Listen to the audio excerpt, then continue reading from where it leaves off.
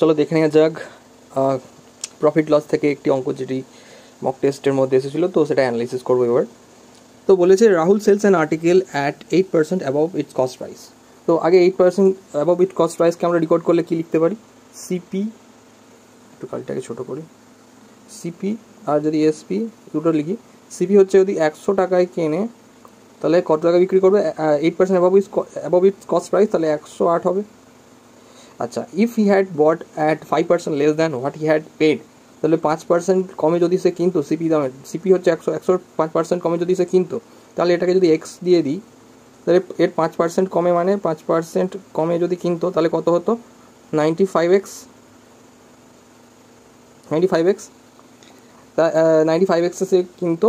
Then what he had paid it for sold it at, আচ্ছা তাহলে সে বলছে যে 5% less than what he had paid, সে যে টাকায় কিনেছিল তার থেকে যদি 5% কমে কিনতো তাহলে কত হতো? 95x, and sold it at 8 rupees 8, মানে 8 টাকা কমে যদি সে এটাকে বেচতো তাহলে কত হতো? যদি 8 টাকা কম দিয়ে দিই এখান থেকে, কত আসবে? 108x minus 8।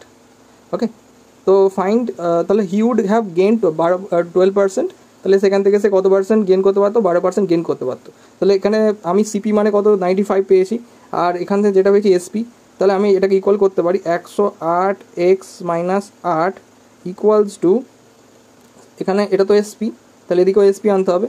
এসপি কত হবে? এটাকে একটু মুছে দিচ্ছি, হ্যাঁ। তো এটা যেহেতু 108 মাইনাস 8টা এসপি, তাহলে এর ইকুয়ালেও এই সাইডে এসপি আনতে হবে। কিন্তু এখানে যেহেতু দিয়ে দিয়েছে 12% লাভ করেছে, তাহলে 95x ইন্টু 112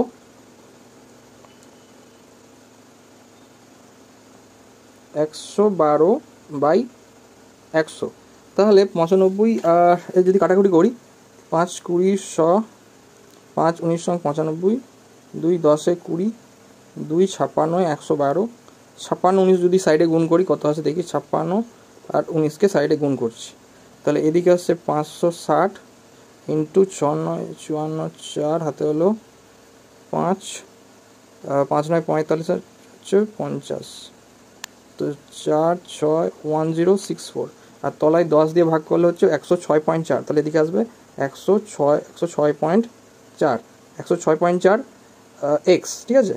তাহলে 104x, তাহলে এখানে 108 আছে, এদিকে 106.4 আছে, যদি এদিকে মাইনাস করা হয় তাহলে কত আসবে? 1.6x ইকুয়াল টু আসবে 8, 1.6x ইকুয়াল টু 8 আসবে, তাহলে 1.6, তাহলে x ইকুয়াল টু আসবে কত? 5, তাহলে সিপি কত হবে? সিপি হবে 500, কারণ 100 গুণ হবে এর সাথে।